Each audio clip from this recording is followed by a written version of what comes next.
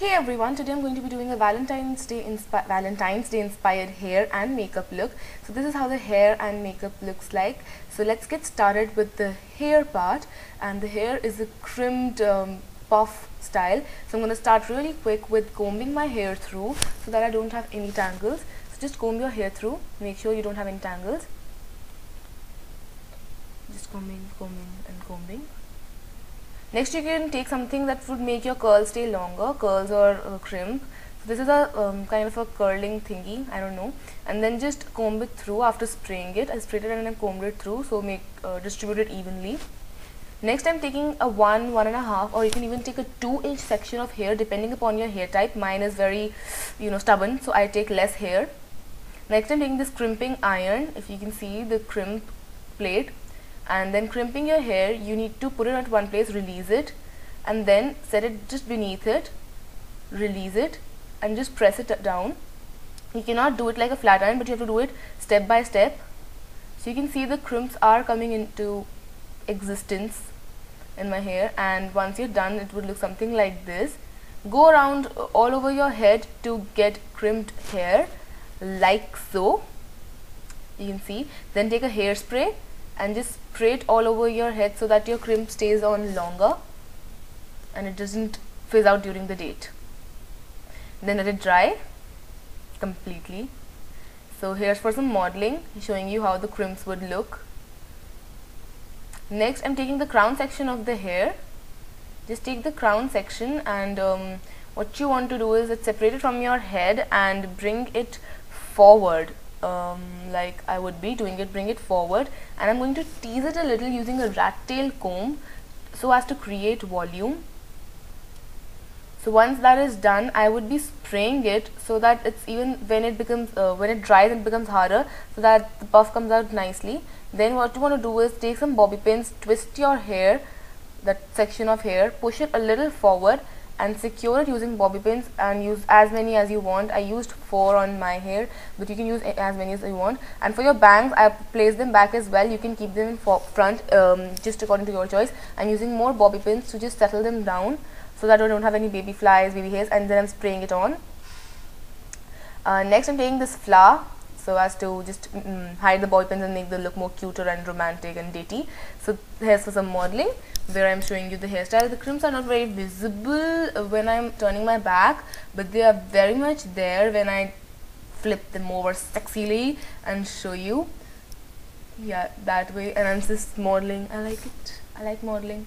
So I hope you can see the crimps, and I hope you like the hairstyle, and some more modeling, side poses, and turning and side poses. Now moving on to the face, you want to have a clearer skin, so I'm using corrective concealer. I'm using green shade here for all the red spots. So go ahead and apply this green corrective concealer all over your face where you have red spots. I'm just doing that. Corrective concealer would just make you look more prettier and flawlessy, because when you're using a corrective concealer, it is actually balancing out your colors of discoloration, actually not colors of face, discoloration. So I'm just applying it all over where I have a little redness, and okay, I'm still doing it. After that's done, I'm just going to blend it a little. You don't want to completely rub it off, just blend it a little bit so that it's not too stark. Next, I'm taking the yellow corrective concealer, yellow corrective concealer for my under eyes, and once I apply them, I'm going to blend it to let it go through into the skin so that settles, blends. And then I'm taking concealer, and I'm just applying it all over my areas where I've applied corrective concealer, and until I look like a freak, I'm going to then blend it out using my fingers so that the corrective concealer is hidden and what you have is flawless skin. So just go ahead and blend it until it melts down into your skin. As you can see, the corrective concealer is working, and it's more flawlessy. So next, I'm taking foundation, this Color Bars foundation. It's like a semi-solid foundation. So what I'm going to be doing is that before taking with my buffer brush, I'm going to apply little patches of it all over my face using my finger, and then I'm going to buff it into my skin before I look like a complete alien.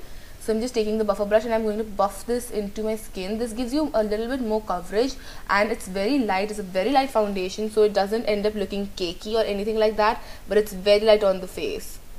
So just go ahead and buff it into your face. Then I'm taking a bronzing stick and I'm going to actually contour my face. I'm going to apply it on the hollows of my cheek, on my forehead, the temples, and on my jawline to slim down, and I'm going to blend it into my skin using my fingers because it's very creamy, so it's very easy. So just go ahead and blend it into your skin, and this would slim down your face instantly and give it more shape. Then I'm taking this pressed bronzing pearls, and I'm going to take this blush brush and I'm going to set my foundation with it, as I always do with my bronzing pearls or my pressed bronzing pearls, but I always do set it with a bronzing thing and not a compact. That makes me look more natural. So I'm just going to do that. I'm going to set it all over. Then I'm taking this beautiful MAC blush in Divine Desire, and using this blush brush I'm just going to do it put it on the apples of my cheeks for that blushy shy look. And then we move on to the eyes, and for the eye look we have a purple eye, so I'm going to start with e.l.f. eyelid primer, and I'm going to apply it all over my eye and blend it using my ring finger like so. So just apply a primer because you don't want the eyeshadow to crease. Next I'm taking this eye crayon stack from A1 Simply Pretty, and I'm going to use this all over my eye as a base. So just apply it all over your eye, and just apply. This is a creamy base, so the colors would be more brighter. Next I'm taking this purple eyeshadow pigment from Nature's Brilliance by Sue, and using a blending brush I'm just going to pat it all over my base.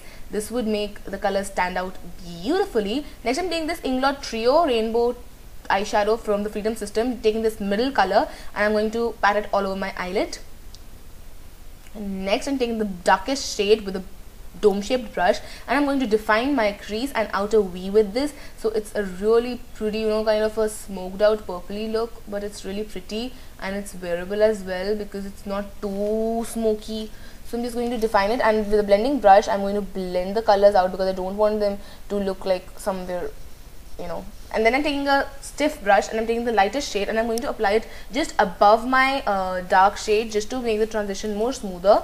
Next I'm taking this kajal and I'm going to line my eyes, and you don't need to be too perfect, but just line it as closely as you can to the lash line because I'm taking the blender next, and I'm going to blend out